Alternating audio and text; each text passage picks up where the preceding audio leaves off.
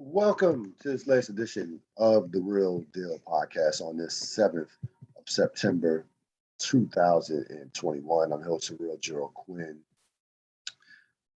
taking you for the next hour and some change, probably a little longer than that because we have a special guest, of course, to talk about the late and great Michael K. Williams. Of course, this is 783, episode 783 of the Real Deal podcast. We're getting closer and closer to 800. Kids definitely excited about that. Hope everybody out there enjoyed their Labor Day weekend. A lot going on, a busy weekend. Turns out to be a tragic weekend in the world of entertainment, not only with Michael K. Williams, but also a couple of comedians who died out in California. Just again another tragedy in regards to drug overdoses, a drug overdose. Um, so it was very busy weekend in the world of sports and pop culture. We're gonna begin with the college football. This last year, and be honest with you, I was not on the college football to the level that I have been on prior, in previous years growing up because of the pandemic. No fans. I just wasn't into it. Now, again, I would watch the main games, but I wasn't fully committed to it. This weekend, I was all in. I was from Thursday to from Friday, from the entire weekend. I watched just about all the main games. It was a great weekend, most part of college football. The more things changed, the more things stayed the same. Alabama is Alabama. You know, we're going to talk certainly about the wire later on in this program, but still, there's still a line from one D'Angelo Barksdale in season one, episode 5, or episode 3, that during the chess scene, the king stayed a king, and Alabama is Alabama always and forever. It doesn't matter if they change the offensive line, the quarterback, um, assistant assistant offensive coordinators, defensive coordinators. It doesn't matter. They are who they are. As long as Nick Saban is the head coach of Alabama, Alabama is going to be at the top of the college football heap. They went in there, embarrassed Miami, and I mean embarrassed them, and probably played. They played well. I can't say they played their B minus game. They played an A game, a B plus A game, but they toyed in Miami. I mean, they absolutely toy with them. They have a quarterback who is going to be in the running for the Heisman Trophy without question. They have pros up and down the board in terms of the receivers. Their defense is as dominant as ever, and they are in a different league right now in terms of college football. They by far look like the best team in college football. Again, more things change, the more they stay the same. You expect Alabama to be playing again in the college football playoff and more than likely for a national championship. And again, it's only week one, but I think unless they have a catastrophic injuries to the quarterback and a number of other injuries, I don't see there's any way that Alabama is not standing on top at the end once again. Georgia's defense was as dominant as you can possibly be in a game against another top 5 team in Clemson. I haven't seen a team make Clemson look that bad on the offensive end in a long time.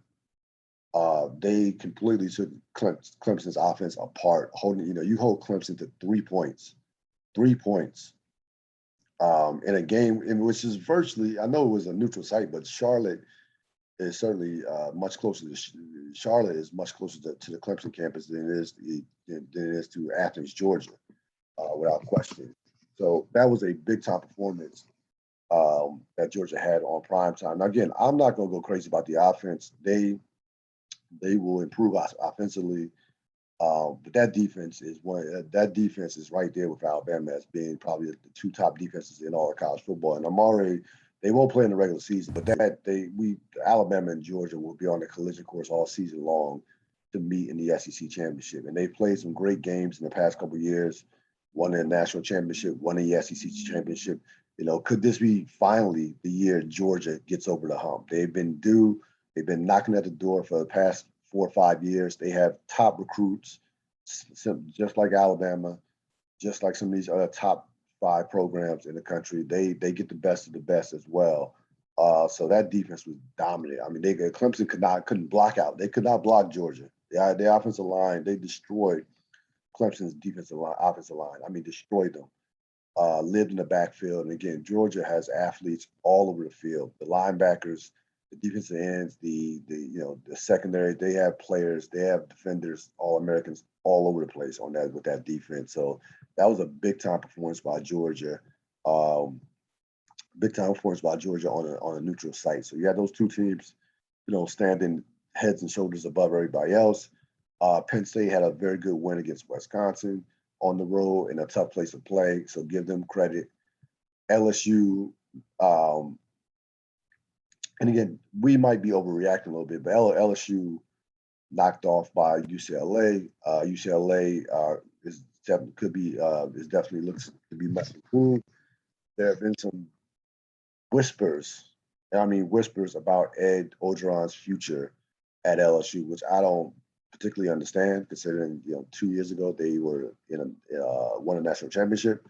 So, and LSU is not a program. It's a great program, a historic program, but it is not a program that lives on this championship or bust mentality. There's only one program that's operating like that. Maybe Clemson, but that's Alabama. That's it. It's the only program that's operating on championship or bust. No other program is operating at that level. None of them. So let's calm down if you're an LSU fan, and let's calm down certainly for all the Clemson people out there who say this might be the beginning of a downfall for Clemson. I mean, they lost to a team in Georgia that could have a chance to win a national championship on a neutral site. It wasn't on a neutral site. It wasn't at home. They didn't get embarrassed. Clemson's defense is a top defense as well. Georgia only scored 3 points in that game. They had a pick six with a touchdown, kicked the field goal. That's it. So give Clemson's defense some credit in that particular game. You saw some blue buds struggling, to say the least. Oklahoma, Notre Dame, and Ohio State all just barely got by. Notre Dame, let me tell you, if there's any such thing as an unimpressive win that felt like a loss, it was that Notre Dame Florida State game. Of course, everybody knows I'm a Florida State fan. I had zero to no expectations in coming into that game. I thought Notre Dame would smoke them, and it was a game that easily Florida State could have won. And by the way, Florida State did not play well in that game. They had 3 turnovers that were costly turnovers. They had 9 penalties. They really don't have a quarterback. The fact that they came back from 38-20 to tie the game and force overtime tells you a lot about where Notre Dame is maybe at right now, and maybe at this year. That this is probably not going to be a playoff team, because again, Florida State is not any good. Trust me, I follow Florida State. The talent level of Florida State is not there right now. They have some speed in a few spots, but defensively, they're a sieve defensively. The offensive line can't block. Like I said, they don't have a quarterback, and they play stupid. On top of that, they play dumb football. Not very well coached, I might add. They're not very well coached at all, to be honest with you. So, again, to me, it's an indictment on Notre Dame, the fact that Florida State was even in that game. Like, Florida State had no business in that game, was none whatsoever. But they were right there, and easily could have won that game. So, good opening week 1, I should say. Last week was week 0, but good.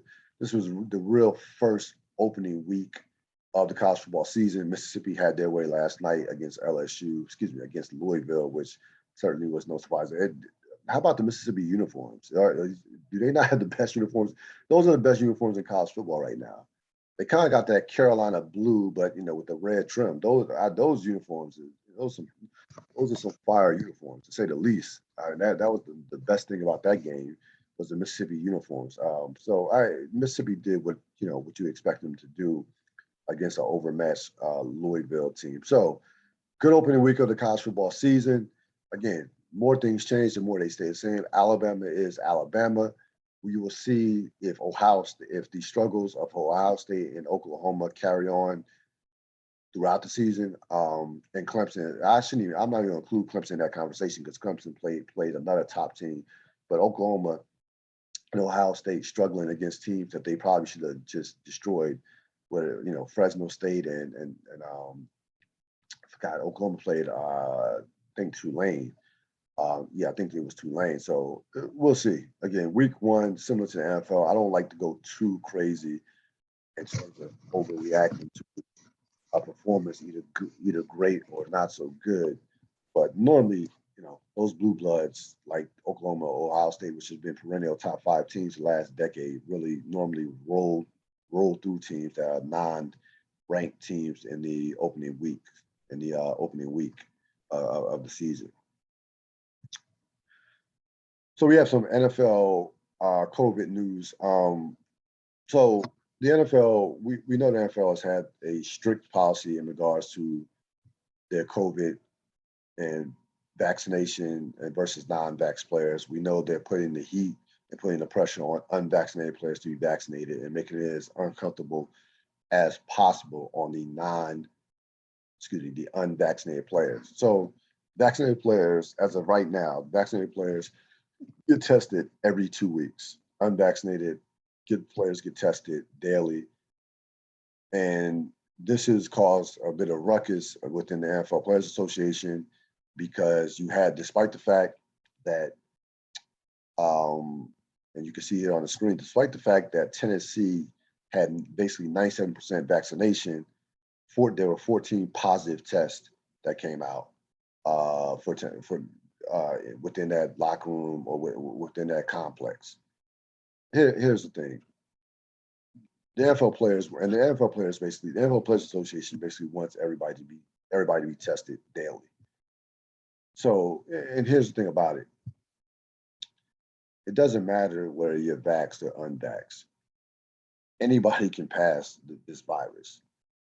I saw something the other day where, and again, you don't know which studies to trust and what have you, but this came from a pretty good study that said that the person, if a vaccinated person contracts COVID, they could spread it to upwards to 8 people.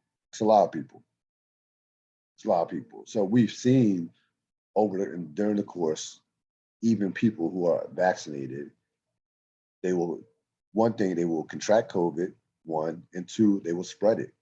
Now, being vaccinated again lessens the chances of the COVID being severe, and also, decreases the chances that you could die or end up on a ventilator. We understand that, but does not lessen the chance that you can catch it and spread it. That is happening amongst vaccinated and unvaccinated people, not just players, but people in general.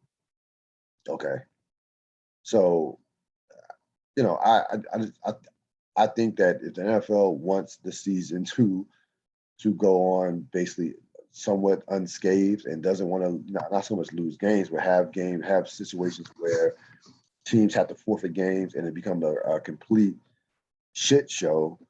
Just test everybody daily. I mean, let's keep it. I mean, just test everybody daily and keep it moving. I don't want to hear from players who are vaccinated who think that they are, one, invincible, or two, just shouldn't be tested. I don't want to hear from you, because the bottom line is, a lot of people. There are a lot of vaccinated people that are spreading the virus right now. That are vaccinated. This is not me being anti-vax and anti-vaxxer. I got vaccinated. I took the first dose. I already took the first dose. I'll take the second dose this at the end of the week. So this is coming from a person who's going to be completely vaccinated soon. This is not an anti-vaccine message. Let me make that clear. But the bottom line is,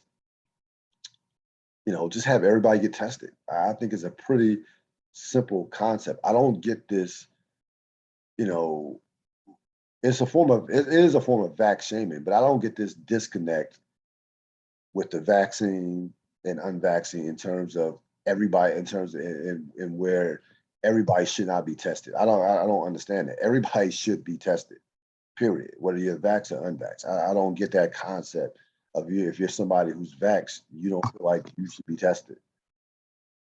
Like, it doesn't make any sense to me. And it's not uncomfortable to get tested. They're not going with the swab all the way up that touches your brain. It's a little swab, a gentle little rub of the nose, inside the nose, and that's it. It takes all about 30 seconds. Doesn't take long. So we'll see what happens. Again, if you're in the NFL, and again, it makes more sense if you're really trying to prevent COVID from breaking out and just destroying your season or having any impact on your season. It makes sense to test everybody daily. I think that will lessen the chances of people of there being any major kickouts. So we'll see what the NFL does. The NFL seems to be hell bent on just making it completely uncomfortable for just the unvaxxed, for the unvaxxed players. It's almost like you're cutting your nose to spite your face from that standpoint. So we had the Drake album drop on Friday, 2 a.m. on Friday, Certified Lover Boy. Then you had Drake leak a single that didn't make Kanye's album that featured 3 Stacks, Andre 3000, and also the late DMX, a clip from when he was on a roller coaster ride with his daughter, and comfort her as she was scared to ride. And we'll talk about that. I'll talk about that in a minute. So I think people are asking the wrong questions when it comes to the Drake versus the Kanye album. Let me deal with the Drake album first. All right, because I believe I already told you what I thought about the Kanye album in the previous podcast. So I'll go into the Drake album. The Drake album is a mediocre album because coming into this album, we know Drake has had probably more hits. Is going to end up having more hits than any artist, any rapper in the history of in the history of the industry, in hip hop history. Period. It's going to have more hits, whether you love him or hate him. That's undeniable. But he has no classic albums, and it's kind of like I've never seen anything like it. I've never seen an artist have that many hits with no classic albums in any form of music. To be honest with you, let alone hip hop. Ghostface has 2 classics. Think about that for a second.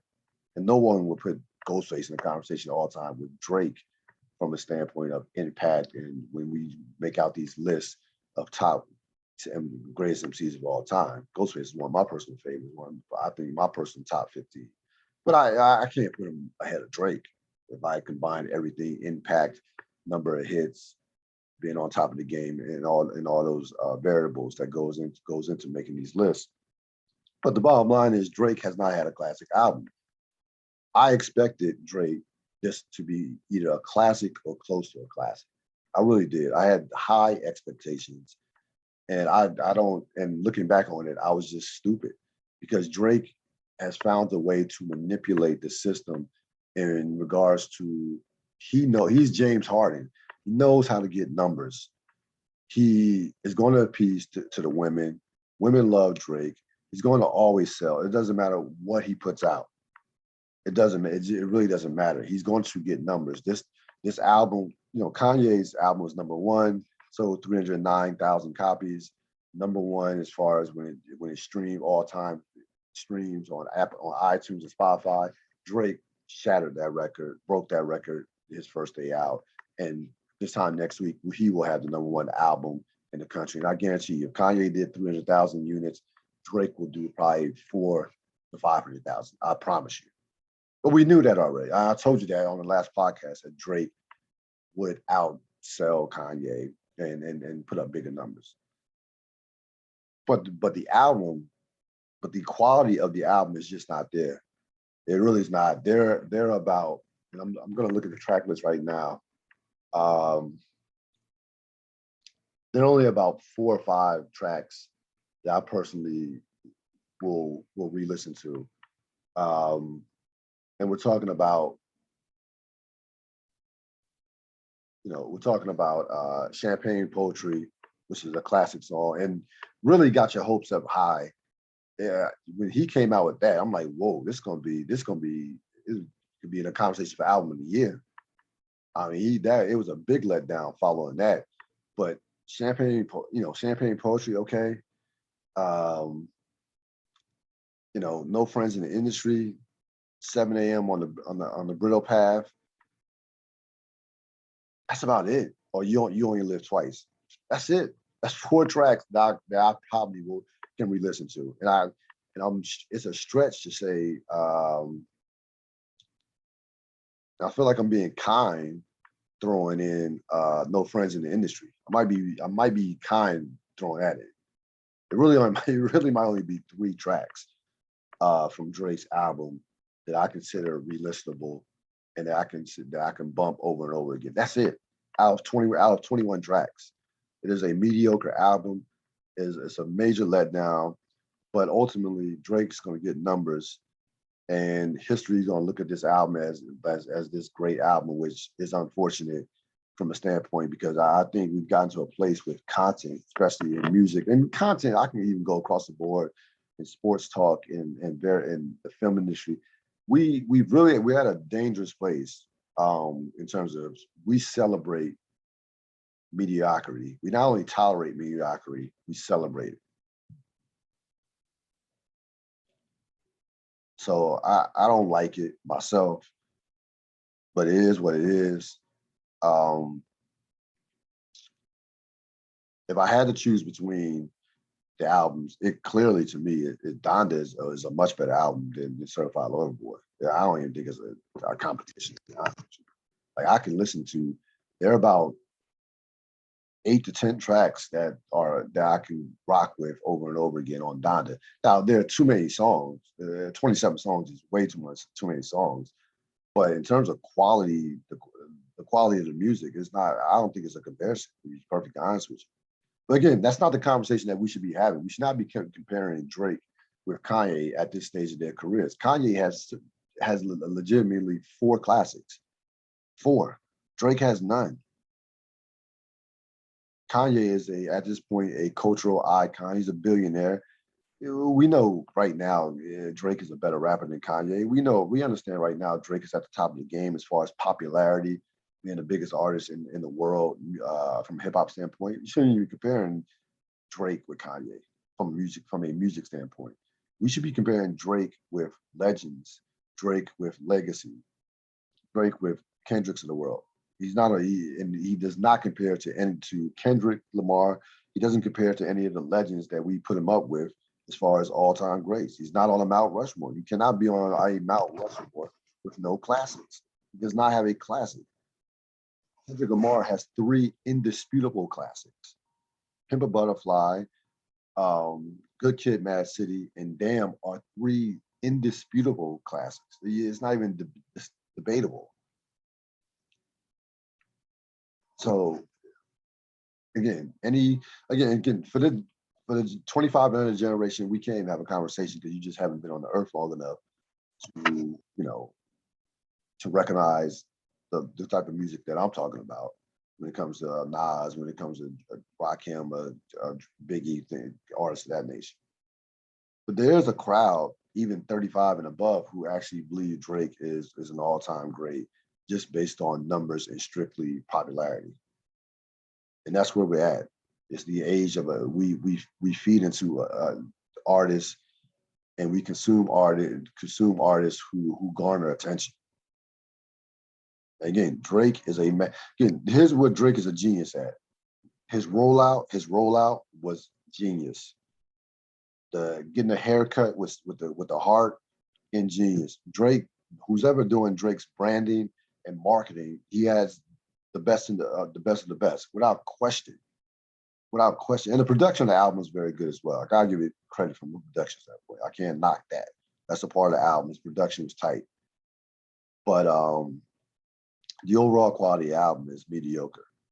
And it will be celebrated as a great album, but it's not even a conversation. Neither one, even Donda is not in the conversation for album of the year. Neither one of those albums should be in a conversation for album of the year. But I was disappointed by Drake's album. Again, the 2 albums, I had 2 separate levels of expectation. But Donda, I had 0 expectation for Kanye's album, none. I didn't care if it came out. If it came out, cool. If it doesn't, if it doesn't come out, fine. I had no expectations for Donda at all, none. Drake's album, I actually had classic or a notch below, or close to a classic. I really did. I was really anticipating and looking forward to this Drake album. But you know, it is what it is. Drake is who he is. Um, Again, I don't want to hear about him being in a conversation with these Mount Rushmore rappers. As far as the Kanye Three Stacks song that should have been on the album, that song is about 2 minutes too long, and Kanye West found a way to just fuck up the song. First of all, the DMX stuff, and rest in peace to DMX. We didn't need that on that song.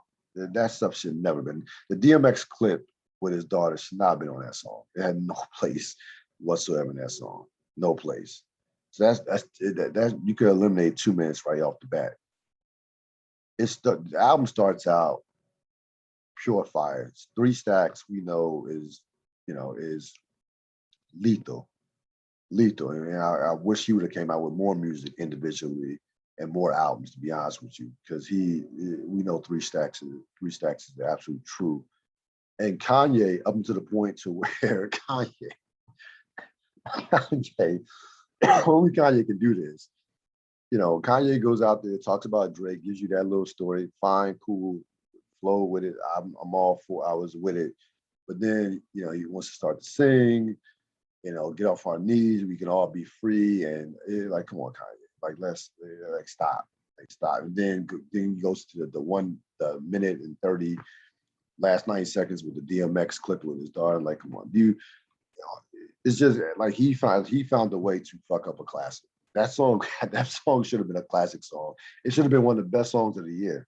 It had that type of potential. Kanye found a way to fuck it up. And it's a re-listenable song, the first 4 minutes. But the first 4.5 minutes, but that last minute and 30, nah. You can keep that. You can keep that last 90 seconds, to be honest with you. So there you go with that. Overall, again, the big thing though is the fact that we should not be having a discussion of Drake versus Kanye. Is Drake versus legacy? Is Drake versus history? If you want to say so, even though we know who's better, is Drake versus Kendrick. You want to compare those contemporaries, but it's not Drake versus Kanye. That conversation it's not even a conversation. They had two different stages of their careers, and to be honest with you, we want to put together. We really want to have that conversation and compare their careers. Kanye has 4 classics. Period. Drake has 0. It's just that simple. Like I don't know how else to say it, but I think that it certainly will not be the last of what we hear from Kanye versus Drake. Again, I like Kanye's album for the most. Again, I know it's probably 10 tracks too long, but Kanye has some stuff on there, especially the last 5 or 6 songs of the album are very good. Whether you like Kanye or not, he has some quality music on there that's re-listenable, as in comparison to Drake. So from that standpoint, I give the edge. Have to give the edge to Donda and to Kanye from that standpoint. But we should not be having that that conversation. Of course, the biggest news of the weekend came yesterday with the tragic death of one Michael K. Williams. We're going to have in a few minutes. I'm going to be joined by Robert Sapp to discuss his life, legacy, and just his struggle. With his struggle that inevitably took him out of here. This was to be honest, I was completely shocked by this when I heard this news. When you hear somebody dying on the internet, immediately you're thinking that okay, stop playing, someone's playing around. He didn't die.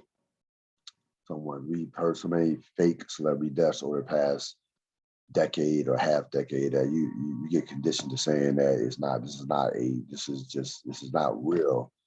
But when I saw it from somebody who I know would not make this up in terms of being connected to Hollywood, and I immediately knew that it was true. So, again, I won't go all the way into it because I want to discuss it. We're going to discuss it with Robert Sapp, but it was one of those. It definitely, one of those gut punches. To be honest with you, seeing someone who seemingly was a happy person, who, despite everything that you read about, despite everything with his interviews, despite some of the pain that he was in, that the struggles that he was dealing with, came off as a person who loved what he did and gave off a tremendous amount of positive energy. If you did not know the Michael K. Williams story, you wouldn't have believed that this was possible, to be honest with you. You just looked at all his interviews. If you just read body language during his interviews, looked at Instagram posts, things of that nature, followed him on the internet, followed him on Twitter, and you wouldn't think that this would be the end of his life, or that he would go out in this fashion. But of course, we don't know these celebrities or people in general. You never know what's going on behind closed doors, someone's personal struggle. We don't know. And again, 54 years old, of course, born in Brooklyn, New York. We know all the things that he was in, as far as some of the legendary roles and television series that he played in. And again, we'll deal with the majority of it when Robert Sapp arrives. But so we'll discuss it with that. We're gonna get on a couple more things before we go heavy into Michael K. Williams, because that will take up the brunt of the podcast. So I will do real thoughts before Mr. Sapp arrives. So Lil Nas X, the master. Lil Nas X has taken Tekashi 6ix9ine's title as the master attention seeker and getter. And he's doing it, by the way, he's doing it without snitching. He's doing it without snitching. So Lil Nas X album Montero will be out September 17th. And we talked about rollouts. Like J. Cole had a great rollout. Kanye and Drake had their rollouts. Lil Nas X is in the process of rolling out his album. And I'm telling you right now, he's doing an absolute masterful job of it, because people are going to be talking about it up until the point when it comes out, and they're going to stream it, and those numbers are going to be insane. So he comes out on a cover with or the post of him being pregnant and saying, basically, I'm birthing Montero. Montero will be born September 17th. And immediately, our friend Lil Bootsy, who seemingly is semi-obsessed with Lil Nas X, just post, some Lil Bootsy stuff at basically 6:30 in the morning. And, we know what Lil Bootsy said a few weeks ago, saying that if he ever came on the stage while he wanted to beat Lil Nas X up for coming on stage naked and with other naked men. Some of that, you heard about all those things a couple of weeks ago. And what have you, Lil Bootsy took a lot of heat for that. He's, doesn't mess with Lil Nas X whatsoever. Doesn't agree with how, vulgar Lil Nas X is, or how free Lil Nas X is with his sexuality. So we already know that. But here's the thing. So Lil Nas X took that tweet from Lil Bootsy and retweeted it. And it was smart from a standpoint of Lil Nas X has the majority of people on his side, number one. Number two, it just garnered him more attention. There is no shaming Lil Nas X right now. There's no embarrassing Lil Nas X right now. Where you agree or disagree, you're not, all you're doing by coming at Lil Nas X is making him stronger and empowering him that much more. You are just adding to his fan base, in essence. You're adding to his fan base. And he again, this is a guy who loves attention. Now, my criticism of Lil Nas X, I don't care about your sexuality. I don't care about what you do in your bedroom. A criticism with Lil Nas X, what I'm concerned about Lil Nas X is he seems to be, with each move, with each, you want to say, action, seems to go be in a place where it's like, can you top that? And I have a concern that how long can that last? Because right now, we're not quite there to where we're talking, unlike, you got to see with Tekashi, the thing about Lil Nas X has come out with some music that people fuck with. Unlike he got to a point with Tekashi 6ix9ine where the music was secondary, it was just about the antics. So with Lil Nas X, it's still about the music, but the antics are starting to catch up with the music. And if he keeps trying to top himself, eventually the antics will surpass the music and he will become a caricature of himself. That's the concern with Lil Nas X if he wants to have a long career, a relatively long career, whatever you can, 10 years or so. But in terms of there's no shaming Lil Nas X. Like you're not going to embarrass. You can call him whatever name in a book. You can trash his lifestyle. He takes this, and it's like the Incredible Hulk. He just gets stronger. He's going to get stronger with the hate and with the homophobia. All it does is empower him.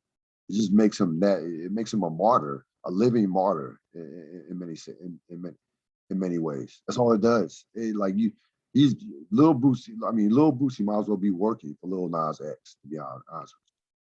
He might as well be his PR person because every time he tweets about him, every time he speaks up about him in an interview, he is in essence, promoting Lil Nas X. Now, again, Lil Boosie does not see this. He just sees, I need to speak out because I don't fuck with this behavior. And, in his mind is ruining our young men and so on and so on and so on. But he doesn't realize that all he's doing is growing Lil Nas X's fan base and making Lil Nas X that much more of a popular figure in 2021. So again, I'm telling you right now, the rollout has begun, and that album will be. I wouldn't be surprised if that album knocked Drake out the top spot for a week. They would not shock me. Now Drake's gonna have a 2-week head start, but Drake, of course, is gonna have a 2-week head start. But it would not surprise me whatsoever if Montero debuted at number 1. It's gonna debut top 3 at least top 3 at minimum, at worst, the top 3 of the Billboard 200 charts. Naomi Osaka was knocked out of the U.S. Open. Just a brutal year for her, personally as well as professionally. We know that she's dealt with bouts of anxiety and depression. Right now, she's not in a good place. It just doesn't seem that she can give her whole self to the tennis courts, to the sport right now, and that whatever is going on with her mentally is affecting her play. because some of these tournaments she's been knocked out and knocked out early. It's not like she's getting to the finals or semifinals. She's getting knocked out in the second and third rounds to women that are just not as good as her. Let's be completely honest. When she's on her game, she's to me the best in the sport. But mentally, she's not there right now. And I root for Naomi Osaka. I want Naomi Osaka to get to do whatever it takes to take care of herself, her mental health. Because tennis, she's 23 years old. She has another, 6 or 7 years at top level. Tennis is not going anywhere. But when tennis is done, she's going to have to deal with herself and live with herself. So, if you're Naomi Osaka, right now, tennis has to be put on the back burner. And if she has to take, 2 to 3 to 4 months off, then so be it. Because right now it's the worst. It is it's the double whammy. It's not so you're dealing with your struggles mentally, and also you're losing matches on top of it. So losing can't help your mental health. That can't be that can't be helping her out when she goes home, or when she's just not there right now mentally. And again, that's not a knock on her. That's just the reality of the situation. I think that she should take whatever time she needs to get the necessary help.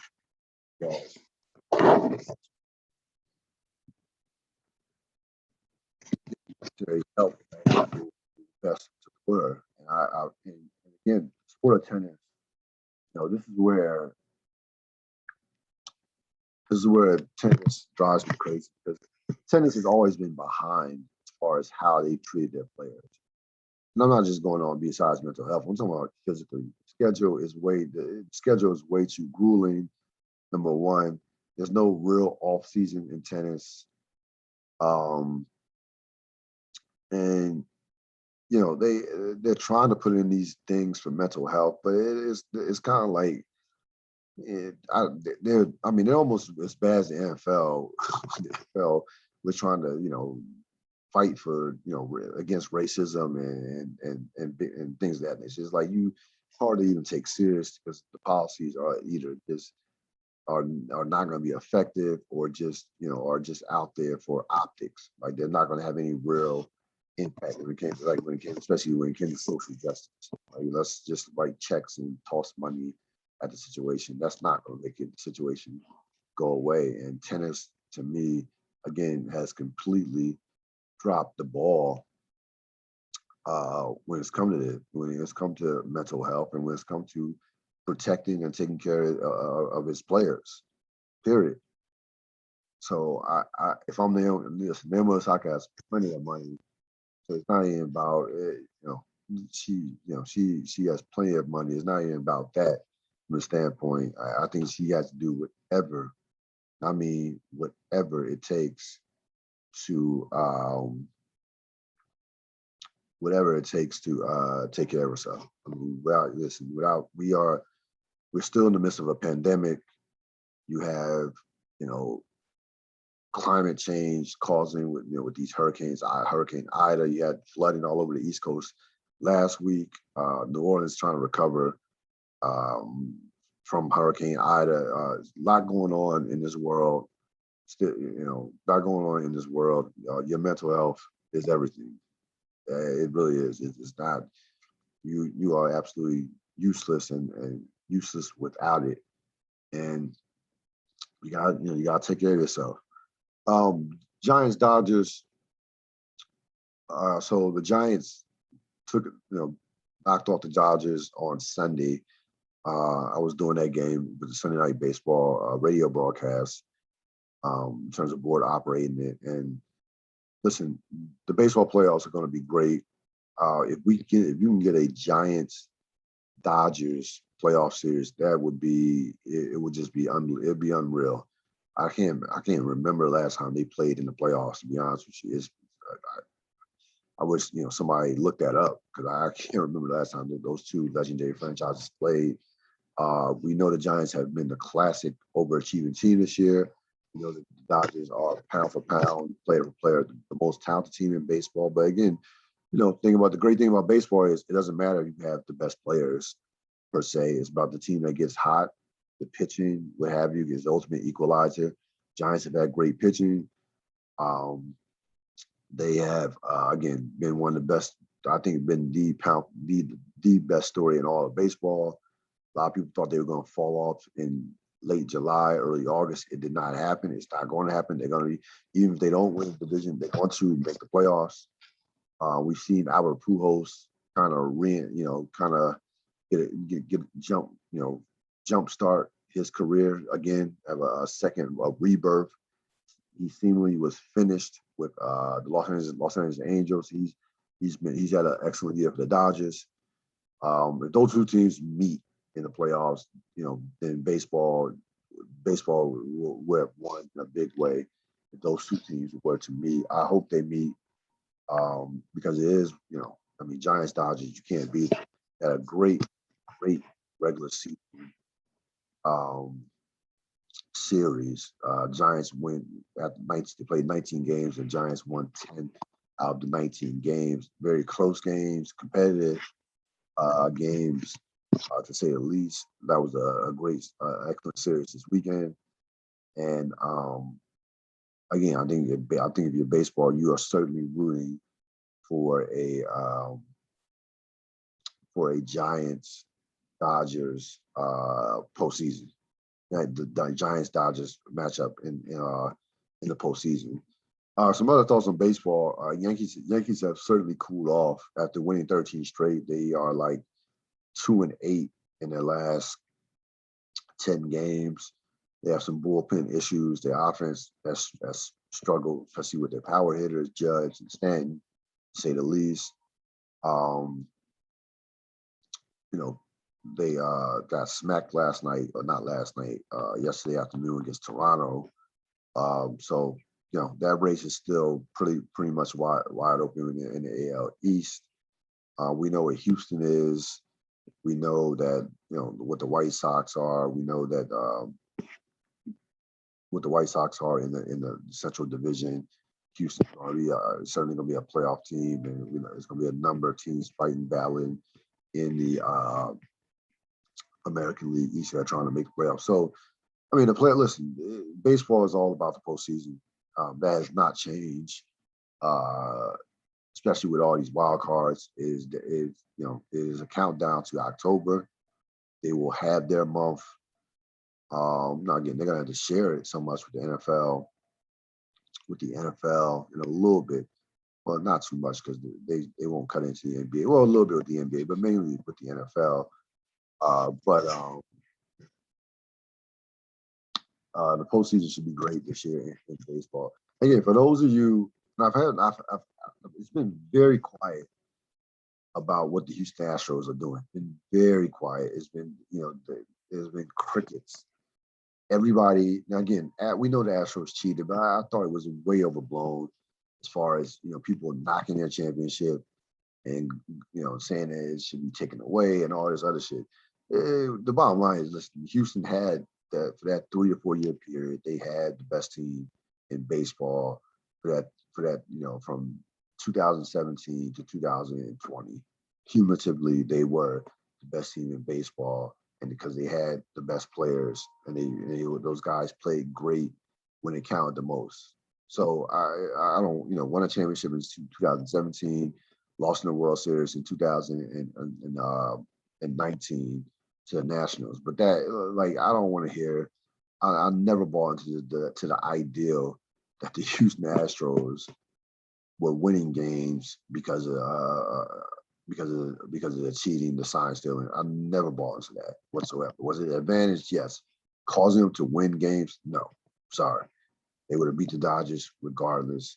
They would have beat the Yankees in 2019 regardless, period. And you're looking at what they're doing now. They're kicking everybody's ass in the American League, period. So where's the fall off? Where's the fall off that was supposed to happen when they were, forced to play straight like everybody else. But everybody's like, oh, Houston, look for them to be, look for them to struggle, look for Houston to be, probably not make the playoffs this year. No, that has not been the case. They've been one of the best teams in baseball. And everybody got to eat a little, people, critics and what have you, got to eat a little crow on that. Because the Astros have played excellent baseball. They don't be surprised if the Houston Astros, would anybody surprised if they win a championship? If they win a World Series this year? No, absolutely not. So it's been very quiet in regards to the talk of the Houston Astros and what have you. Before Robert Sapp comes on, in regards to the NBA, listen, I'm not going to sit up here and analyze every move that the Nets and Lakers make. These two teams are clearly in an arms race. Lakers are expected to sign DeAndre Jordan. We see the Nets sign Millsap and LaMarcus Aldridge. Make no mistake about it, though. The Nets are clearly have the best roster in the sport. When you look at the net bench, the net bench, like not only do the Nets have the best starting five, they have one of the deepest benches in the league. They have you're talking about having Patty Mills, Aldridge, and Millsap come off the bench. Nick Claxton played well for them last year. So their bench is, they have a loaded bench, as we will be now joined by one Robert Sapp. What's going on, Mr. Sapp? Hey, how you doing? Pretty good. I was just talking about this arms race in the NBA with the Lakers and Knicks. The Lakers. Oh, okay. The Lakers and Nets wanting to sign every ex All-Star known to man. You got Lakers signing and going to resign DeAndre Jordan, then the Nets want to sign Aldridge and Millsap. Let's play the finals. Let's play the finals right now. Why wait to June? Well, it's one of those things, right? And we've seen this before. It's not the first time. We've seen teams get locked in arms races. Everything is exciting, exciting talk, all the different stuff. What this will ultimately boil down to, as we know, it will be Durant, Kyrie, and James Harden's health, mental states, LeBron, Westbrook, Davis's health, / mental state, right? Like that's what it will ultimately boil down to. Yep. So we're in for one hell of a final if everybody can, at the very least, make it relatively healthy through the playoffs. We don't need them through the entire season at all. That's why you have all these pieces for the regular season, right? To be able to play around, do stuff like that. Yes, that's the bottom line. Once it gets to the playoffs, it'll be a 7-8-man rotation, right? And that's when we need them just to stay healthy. Yeah, here's the thing. Before we get to because even I think mentally, all the guys will be fine during the playoffs. Right. Like no one will go too crazy in the playoffs. We just need to get them through the playoffs. Yeah, and then we're in for one hell of a final. Yeah, here's the thing.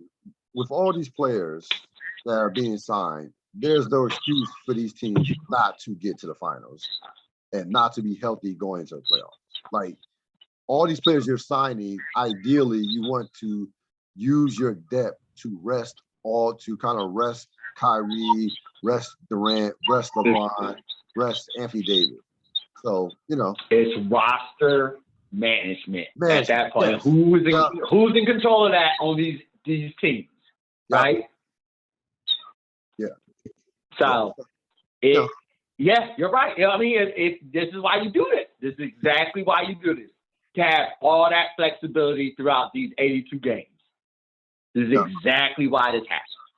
So there's no.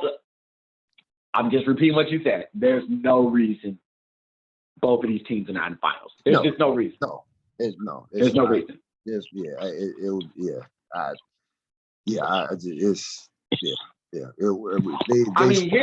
the fun, and I'll bring it back to that 72 Warriors team that 72 win Warriors team that actually was really fun and enjoyable to watch. Right. Is if one of these teams actually decides, you know what, we don't want to just coast to the finals. We want to be great. Dominant. Right. We want to be remembered. That's when it gets really fun. Yeah. We'll see. If Brooklyn, if for whatever reason, this is going on the way far opposite side of probably what's going to happen. But if they got together and said, you know what, let's try for 72. Let's go for it. Let's see how close we get. Yeah. That would be fun. That would be fun to watch. That would be fun. That would be fun to watch. That would be fun. No, it would be fun. So, there's no way that. Obviously, the big news of the weekend, and there was a lot of stuff going on the weekend with music and with the college football it's really the first week of major matchups. But obviously, the story and tragic story of the weekend was the sudden death of one Michael K. Williams. We both obviously closely followed his work over the past 20 years. I mean, we've done podcasts on The Wire, did podcasts on Boardwalk Empire, of course, that last season. What were your initial thoughts, basically 24 hours later, as you've had a chance to somewhat process this tragic and sudden loss of a great athlete? Yeah, I think that, like you said it at the very end of it, that's where the initial thought was, I honestly hoped it was fake. Right. Same thing with Kobe. I just hoped it was fake. And so, of course, it's not. And then I texted a friend. It's just I count myself as a pretty reasonable, fair-headed person where I don't go too crazy over things that for real don't have anything to do with me or any type of anything. But this is what I texted was, this was one of those times where a person who I've never met, their death impacted me. Right. And my friend texted back that it's because he made you feel like you knew him in those characters. Right. And I was like, you're right. And so then that led me to be like, how you ended that sentence. Great actor. Like, people are gonna say character actor. Michael K. Williams was a great actor. You put him in a different, how do I say this? You put him in a different context where he's able to be a top star, however you want to define that. I'm thinking more race, of course. However you want to define it. And he could have done any role well. Right. Any role well. He's one of these people same thing like Philip Seymour Hoffman, right? It didn't matter how small the role was, how big the role was. You knew he was going to be great in it. Michael K. Williams. Yeah. It didn't matter how big the role was, small the role was, television, movie. You knew when he came on the screen, he was going to be great in that role. You were not going to be able to take your eyes off of him. And he was going to fully inhabit the character and make you feel for the character. And so that's why I started really thinking about just how great of an actor he was. Yeah, again, my immediate reaction, of course, was just shock. I was coming from work. I saw the post on Instagram, and I immediately knew it was true because the person who posted it, the person who posted it is connected with Hollywood, and she she had like she didn't know him, but it was like I was like, yeah, this is true. Like it wasn't from one of these random. It was just a purely emotional reaction. Yeah, it wasn't from one of these random. I just didn't know. I just didn't want it to be true. Yeah, purely emotional. So I'm trying to wrap my I don't go off of, you know me, I don't go off of crazy stuff. So when I saw it for real, it was all for real sources and for real places. So that don't just publish anything. No. So I'm like, as I'm digging into his career and more and not even so much like reading articles, I read a couple of think pieces that were fine, but all the think pieces basically said the same. The thing that triggered me and hit me emotionally was when I heard the various interviews that he did, and I was like, this dude was like I said, and I said this to Chad today. Said this was almost inevitable that this was going to happen. You have a guy who came into this business with demons, addiction, tragedy, all with if you want to call that, I don't want to call it baggage, but this real life shit that he dealt with before he became Michael K. Williams, the star, and Omar and all these characters that he played. So he had that coming into this. So you get to a point, you go back and trace his career. He was a late bloomer. Okay, his career didn't jump off till his late 20s, early 30s.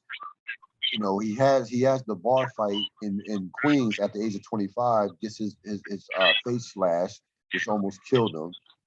And that scar, that famous scar he has, gets him the role that jumpstarts his career. Tupac Shakur saw the scar and said, this guy has to be my brother in the movie Bullet. So you hear that and it's like, oh well, this guy is meant to be. The sky's the limit. His career, you hear those type of stories, you are meant to be here. You're meant to be where you're at. You use that, you parlay that into a couple movies, then you start this 20-year relationship with HBO. And anybody knows about HBO and their actors, that when their actors do good work, HBO will take care of you. Like I see a number of actors, who I might not know by name, but I know their face because they've been with HBO for like 20 years or 15 years. So, he gets with The Wire and he does what he does there and so on and so on. But as I'm listening to these interviews, I'm feeling like a guy who had to go to places that were so dark to bring out these performances that it was kind of like what happened yesterday was just going to happen. Like it didn't happen yesterday, it was going to happen in 6 months or a year. Like it was almost like, and that was to me the saddest part of it. Like imagine we both strive to be great in our respective professions. I'm a content creator. I mean, we're both kind of searching for greatness in terms of what we do. So imagine you get to that place, but the trade-off is you have to like not sell, but give up in essence a piece of your soul. And that triggers addiction, depression, things of that nature. And that to me is the tragedy in all of this. I have a slightly different slant. I do not disagree with you with what you're saying, but my slant is I don't know if for him, if he could have done the things he did without going through the things he had gone through, right? Like I don't know if you can separate those things out, and so it's that is to take it out of the context of what we're talking about right now and then take it into story. That's what makes tragedies all throughout history, all throughout time, so powerful, right? It's the idea that the thing that makes me great is also the thing that's the worst for me, Yes. right? Yes. Like it has there's so many different characters that inhabit that part. And the reason why it resonates, no matter what time period you're in, whether it's 2021, 1950, Shakespeare days, Greek tragedies, all the way back, whatever it is, that's why it resonates throughout time, because all of us have parts of ourselves that are like that, and we can all identify that. And it so happens in this case, it's very public.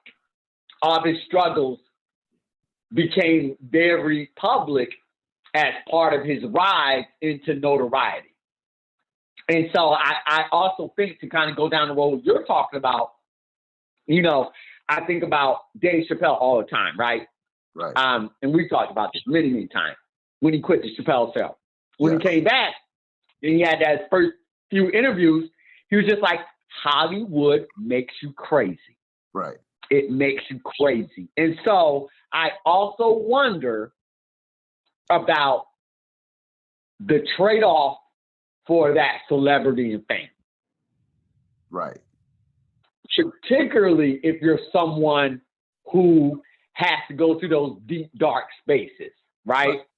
In order to get to the level of character you need to get to be really good at your job.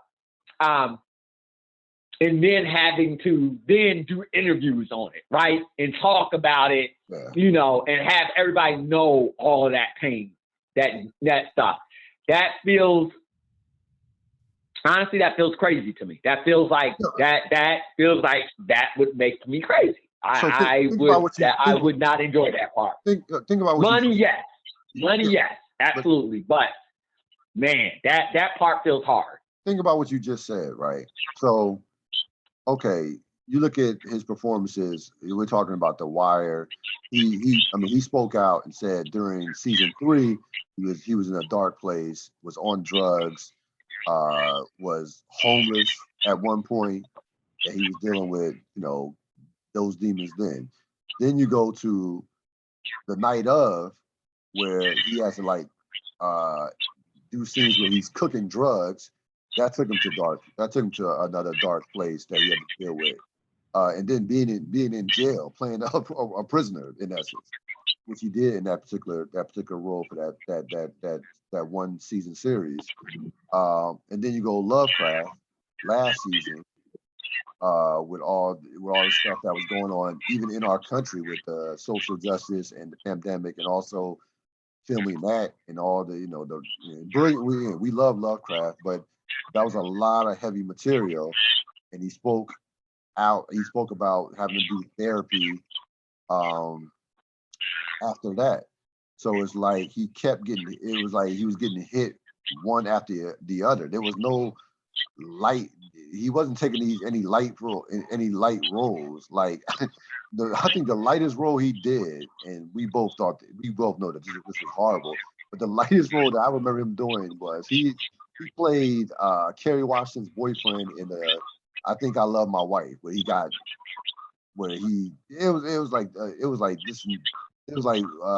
Omar should be in this movie.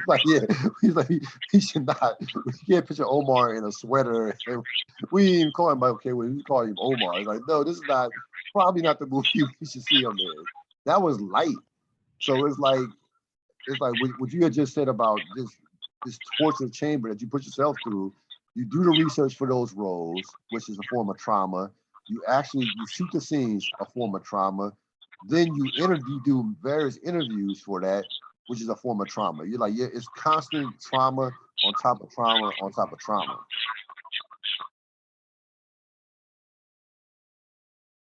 And I think it's important, just kind of like what you just said, it's like when that feeling of either the actuality of you trying to do a different role that's lighter, and everybody's like, you stop, don't do that. Do the hard, exactly. nitty gritty role, right? Like, so it's just like, even if you think about it, trying, like, that's a box. That's a very tricky box to be in. Absolutely. No, absolutely. No, he I played. do not envy that. No, he played a certain type of role. We joked that he played that. You know, we can make a case that Omar was in Boardwalk Empire. Omar was in The Night of. Oh, like it was some Omar. It was parts of Omar in a number of his roles that he played. But here's the thing, right? And I like not to cut you off, but so like let's take something silly like I know you don't watch this show, but just the only thing that I can reference in my head right now is The Office, and there's a character on there named Angela, and she's a short white woman who, she by her own definition, is a bitchy character. That's how she describes her character. And I've listened to her in interviews, and what she says is every role that she gets, that agent gets her, is like, oh, we want you to play a bitchy character in this show, and in this movie, and everything like that. So I say that to say he gets typecast in that. It's not just, oh, this is the only thing I want to do. Right. But Hollywood, this part of the thing, like what I say, I think about Dave Chappelle, Hollywood making you crazy. Also part of that is the fact that you start to only get those types of roles offered. Everybody only sees you as that. Right. And that also has to be really hard and really challenging. So it's not just these are the only roles he wants. These are the only roles that people offer him as well. And then what happens is with him, he's such, we talked about at the top, he was such a brilliant actor. When you destroy those roles, you get the critical acclaim, and people say, "Hey, you destroyed, you killed it." So that feeds from a positive standpoint, that feeds into your ego, saying, "All right, I gotta do more of this," despite what mental toll that is taken on me, because I actually am good at this, and very few people reach this level or find very few people on this earth. A lot of people on this earth don't find what they're great at. You know what I'm saying? They go through life working and wandering about. Let's be honest with that. So to find what you're great at, to be good at it, and to execute it to a point to at the highest level is a rare. That just doesn't happen every day. No. And let's give the man his flowers, right? Yes. After everything, like there's no one else on the planet Not gonna play Omar. Living, dead, whatever, who could have done Omar. No. There's just no one. No. That character doesn't exist without him. No. It's just that simple. I thought right, and to say like Omar, and just like he did Omar, that's one of the most iconic characters in television history. Right. Period. That there is, and think about that though. And like that's to like what you said, like let's get a man his flowers. That's another level. That's another level of greatness.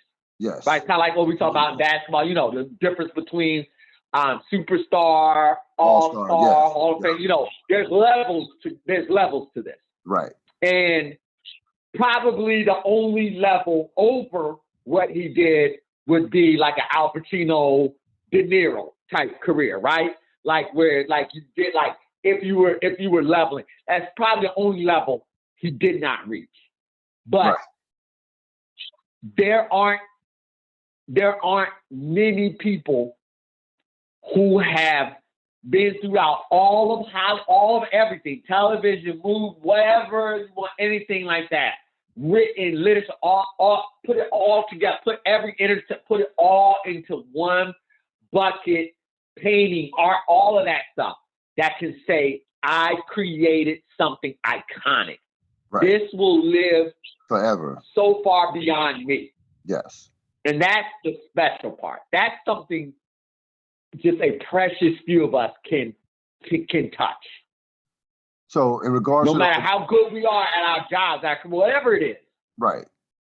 Being iconic. Yeah, that's rare. Having what you did, your art, your legacy, or whatever you have, like live beyond you. Yeah. in a very public way is just not that's not something that comes along. And so you have to be a special talent.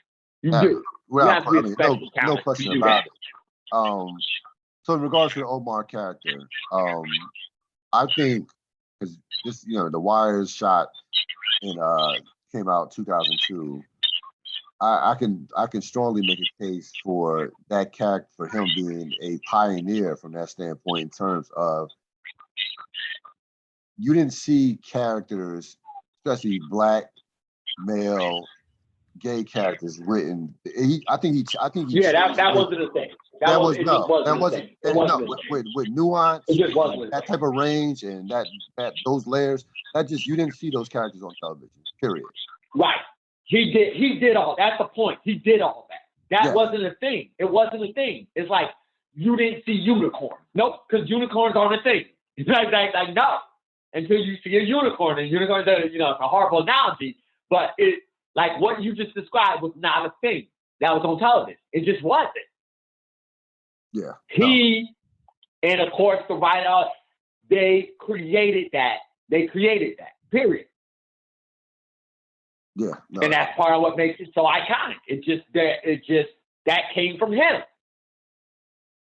And anybody who was on that show, who written on the show, we've read everything, looked at everything, they all will say the exact same thing. That was Michael K. Williams. Yeah. Yeah. And the character originally, when you know this as a Wirehead yourself, the character was only supposed to last, a few episodes. Like, that character was not written to be a major, major character. No, my favorite thing is there's a YouTube video adding up like the total amount of screen time he had, and it's something ridiculously low for how impactful he was. So we talk about Kevin Durant efficiency. Oh, this is like all. He was next level efficient. This is, the PER was high, but he had a high player efficiency rating. Without like it was like, I was watching not too long ago. I was watching Tombstone, and of course, one of the iconic cowboy characters, of course, is Val Kilmer's role as Val Kilmer. Insane, and just insane. He didn't have a lot of time in that movie on screen. No. But every scene, every word that came out of his mouth, he destroyed. And that's why it's exact definite filling the shot. Yeah. You just and again, we talk about his talent again, the Wire was not written to be a star. It wasn't Sopranos, it wasn't Breaking Bad, it was not written to be, it's Bryan Cranston and everybody else, or it's Tony Soprano and everybody else. That's not. The Wire the star of the Wire was Baltimore. Okay, the star of the Wire was the city that Baltimore destroyed. But it's an ensemble cast. It's an ensemble cast, absolutely. That character, his character, Omar, like you said, every scene he owns every scene. Every scene he owns that he's in. And that is like for you to have your presence felt at that level is as a level, again, is next, is absolutely is Haley's comment, is next level acting and next level ability. It's just, you just don't see it. Michael K. Williams through Omar made Whistling the Farmer in the Dale iconic. Yes. Think about that. Oh, yes. Think about that. Yes. He made that menacing and terrifying. Like what? What? How? If you write that on paper and give that to somebody, they're like, "Get out of my face with this. This is ridiculous." Only he could pull that off. Yeah. No, it's just that simple. I mean, that's no one else can do that. No, nobody else. Again, like no one else can pull that off, and it's incredible that you think about that, about these characters. Like, you can go. We can look at Omar. We can look at even Tony Soprano with Gandolfini, and even with Cranston as Walt in Breaking Bad. Like, yeah, these are great actors, but you know, like Denzel Washington in his prime couldn't do Omar. Robert De Niro couldn't do Tony Soprano to that. No, no one can do it. No one. Like no, these no one else. No one these else. specific actors No were, one else. were born for these roles. Like no one else is pulling off these roles.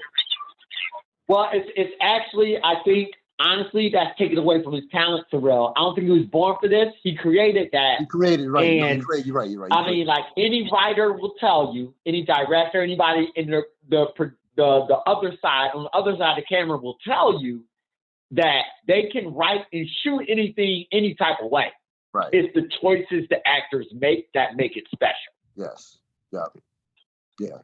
And you can just find anybody can look any of these different things up. Listening to the creators, David Simon, and particularly David Simon. Let's just keep on David Simon talking about Omar character, everything like that, and how he had it written on the page was nothing compared to what Michael K. Williams did. Right. And it's all because of everything, the choices he made. Probably the biggest credit that anybody could take was the person who casted him. Yep. So the person said, you know what? He has a look that would fit this character. Yeah. Yeah. That's probably the best thing that somebody could take, because everything else, that was Michael K. Williams. So, and it's not just coming from a fanboy. These are coming from the writers, directors, producers, fellow actors. This is coming from them. So anybody, go out, look, you'll find it. You'll find it. Way before, of course, his death. Way before his death.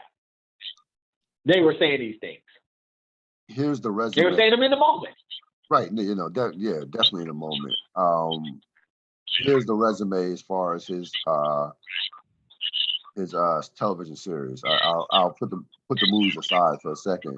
Even though he had a couple movies, 12 Years a Slave, Inherent Vice that he played good roles in, but he made his money, he made his name, of course, off these television series. So he was, The Wire, Boardwalk Empire, The Night of, Hap and Leonard, When They See Us, and Lovecraft Country. I would challenge anybody. There's never been, and I don't say this in hyperbole. This is not hyperbole. There's no actor that has that resume as far as television series. That is if you're an actor and you get one of those roles, you would be happy with one of those roles. Like if you just had Omar and that's it, that's a lifetime right there. To have 6 to have 6 of those roles. I hear you, Cyril. I hear you. He made those roles. Yes. Another actor playing those roles is not that. No. So they can have it on their resume, but it wouldn't be the same. It would just be thing on their resume. It's not the same. You're right. He made those special. Yes. He made those special. Yeah. No. His talent, without question. His level of depth, his all of that came from him. That's why we're talking about him. That's why it hurt. Because of the talent he brought to these characters. Yeah.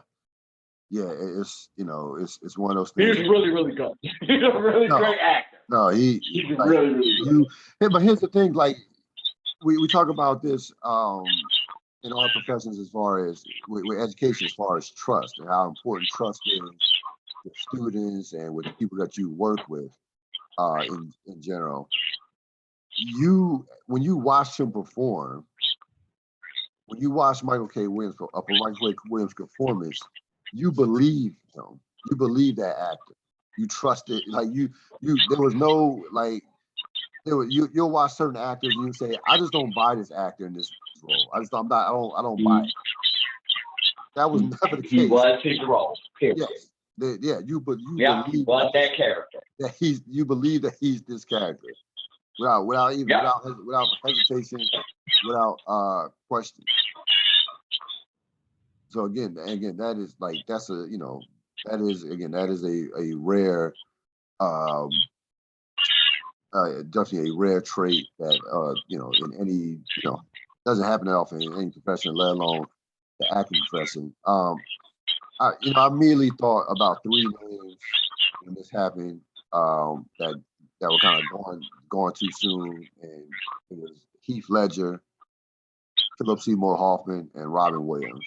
Those are three people that I thought about when this came down.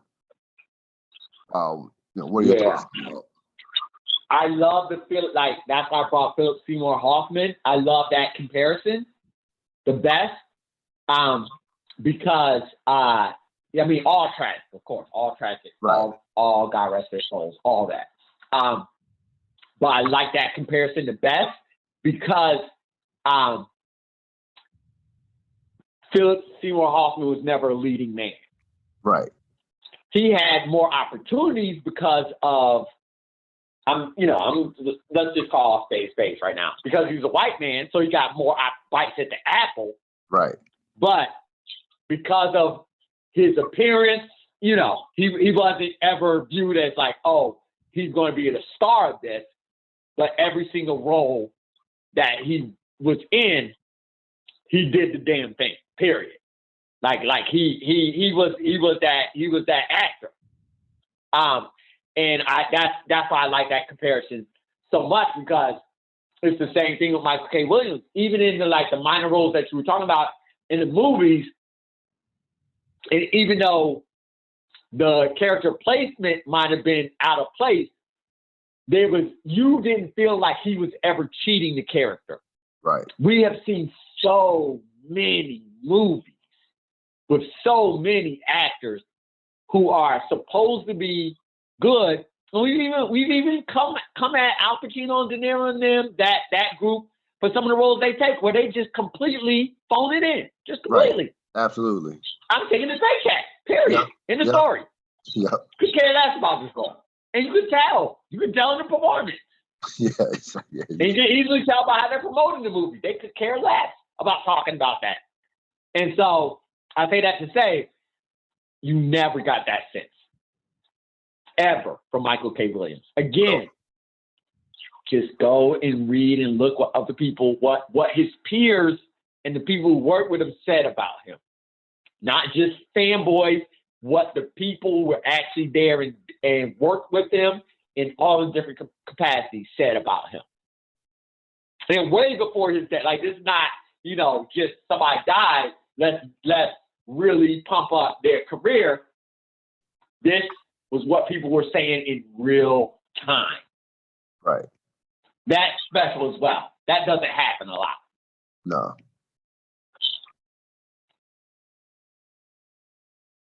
Yeah, it's one of those things. Like, man, 54 years old is not. It's way too young. Way too young. Way too young. And I was just like, he has a whole career worth in terms of body of work is worth 5 careers. But you just wonder even what was next.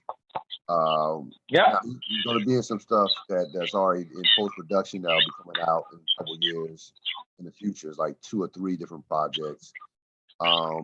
Chadwick Boseman is another one. 40. Hey, he was even younger. 40. I mean, he was destroying all roles. Roles. He was just destroying. No. It didn't matter where you put Chadwick. No. I mean, he's just destroying. Yeah. He's just destroying. And I was looking at his IMDb. IMDb. That's it. Oh, it's IMDb. Yeah, or maybe. Sure, whatever. I know what you're talking about. His resume. his movie resume. And the thing that jumped out to me was how much he was working. After The Wire, it was go time. From 2002 to up until his death, he's working constantly. Stuff is dropping 2, 3, 4, sometimes 4 projects in a year. Yeah. So it was you wonder, obviously, actors got to eat, things like that. And, but I just wondered if that was kind of that his constant work was kind of like not a deflection, but using I want to work as much as possible because I don't want to deal with the realities of my situation per se. I wonder if that went into that, or and as a combination, he loved to work as all well. the things He loved to work. It's all the things that we're talking about that specifically come into play. And I've heard lots of actors in lots of different interviews say this. As an actor, you're a contract, you're a contractor. So you're always thinking about what's next. You're never comfortable because once that thing ends, it ends. Yes. And so you're always, even if you get cast on like The Wire, it's a serialized show that's going to go, you know, the producers, the creators, HBO can say, you know, this is over in 5 seasons. Yeah. So you're always thinking about what's next. And if you're not thinking about what's next, then you don't know how to pay those bills. You don't know how you're going to pay those. Regardless of how much money you're making, you know, the bills, as we all know, the bills add up. They just do. They add up, and you got to pay. And you have to pay for life. And so it is a profession. I say that to say it's a profession that leads to that type of mentality. I always have to be if I'm not currently working, I have to be hustling for the next thing. Because if I'm not, and then you add that on to, like what you said, late start, late bloomer, and then on top of that, being a Black man in Hollywood, you can't turn down stuff. You don't know when the next one's coming. Yeah, no. They're like that. That is probably only Denzel and like Samuel Jackson and maybe like 3 more others. Will Smith, Morgan Freeman. I don't know. Like honestly, it's a very short list of people who feel confident they're going to continue to get work. Right. Yeah. And probably I'll take Samuel L. Jackson out there. That's probably the reason why he takes everything, because of that constant fear of like, who knows when this is going to turn against me? Who knows? Let me take every job I possibly can. No, it's without question. You know, again, all the interviews that I listened to with him, it just seemed like, a guy clearly was. And again, the interviews that I listened to they weren't depressing per se. They were extremely honest, introspective, reflective. He came off to me, and I said this before you came on, despite everything that transpired with the addiction and some of the stuff that he went through in his life, he was molested as a child. Like, he went through some shit. And he even talked about the fight, that bar fight that almost ended his life, that was traumatic, and he dealt with depression following that. He came off to me as a genuinely happy person. That's the energy that I got in listening to him in those interviews, and listening to how people would describe his body language and being around him. Like, he seemed like somebody that was uplifting, that brought great energy. He did a lot of community work, did a ton of stuff in Brooklyn. So, you know, it's just one of those things, like, man, you just wonder, you know, what his next 5 to 10 years could have looked like, how much more of an impact he could have had. He could have got behind the camera and did, you know, producing and directing, things of that nature. And, you know, this is sad, you know, obviously the tragic part about it as well, to go that early, but I didn't get the energy of this guy was a unhappy person. Like, sometimes somebody dies, or a celebrity, they talk about depression, and people come out and say, well, this, you know, they just were not happy, or, you know, that, you know, I did not get that type of energy from him. Again, we didn't know him. I never met him, of course, but even with the interviews, that energy never came across. Like, this dude, he came off as authentic as a person can be, very introspective, like very just thoughtful and vulnerable, and just had he had an excellent sense of self for someone who had the type of kind of struggles and with the addictions and things of that nature. It wasn't like you look at this, it wasn't like you listen to him and say, this dude lacks some self-awareness. I see why he's having these type of problems. That was not the case at all. It really wasn't. And you know, it's just one of those things where that's what makes these types of things so insidious, is that you won't be able to tell. No. Right? Like as a lay person out there, unless you're in like such a deep inner circle, and for the most part, it's hidden from the inner circle too, as well.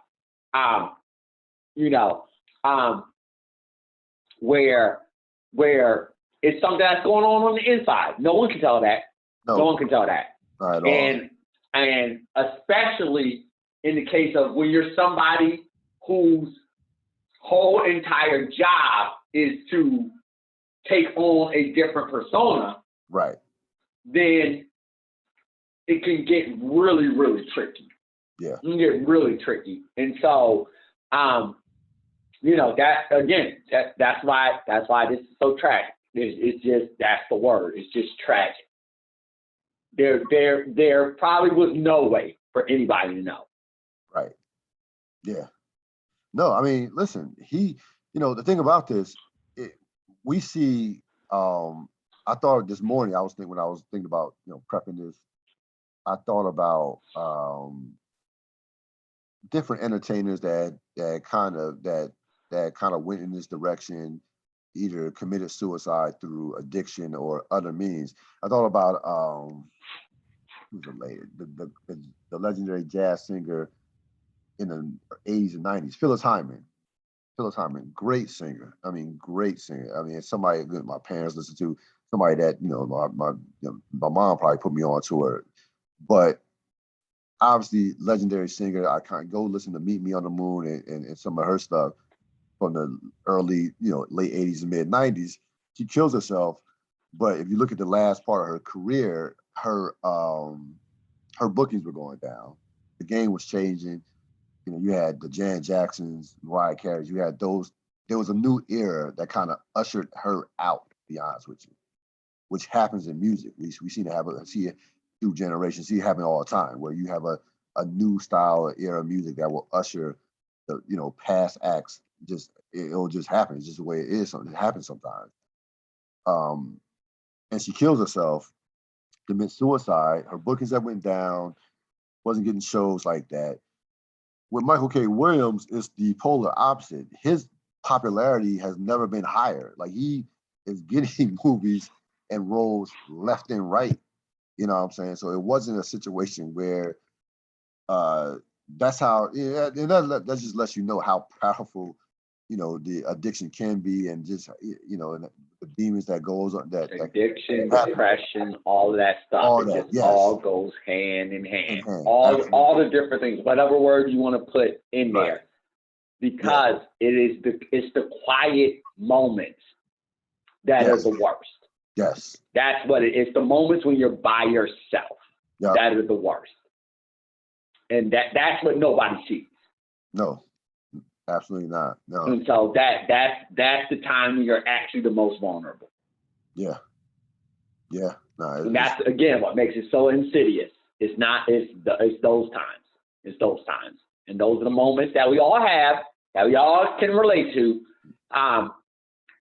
And those are the moments that are the worst. They're the worst. And there's nothing really to say and add on to that,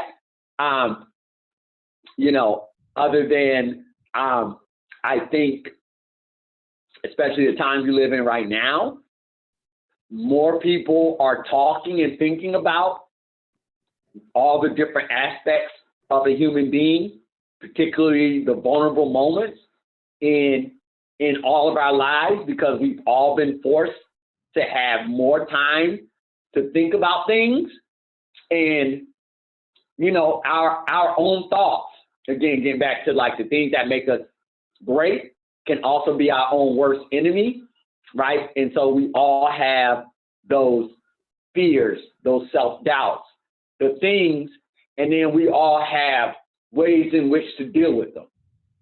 Some people have healthier ways of dealing with things. Some are less healthy. And depending upon your past, however, again, you want to define that depending upon your past, which again, very few people know everybody's story.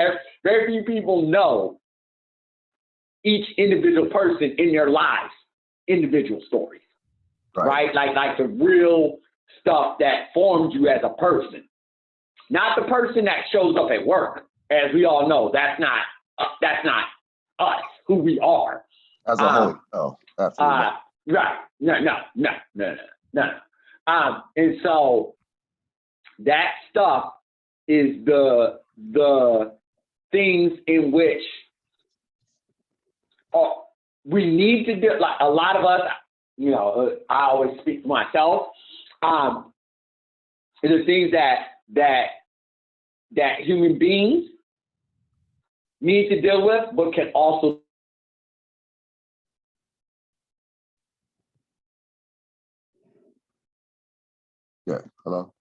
Hello.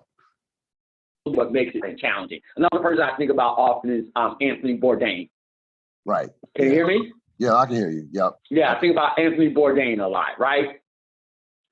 Like, and I can't remember the comedian who talked about it, but it's like, life is hard. That when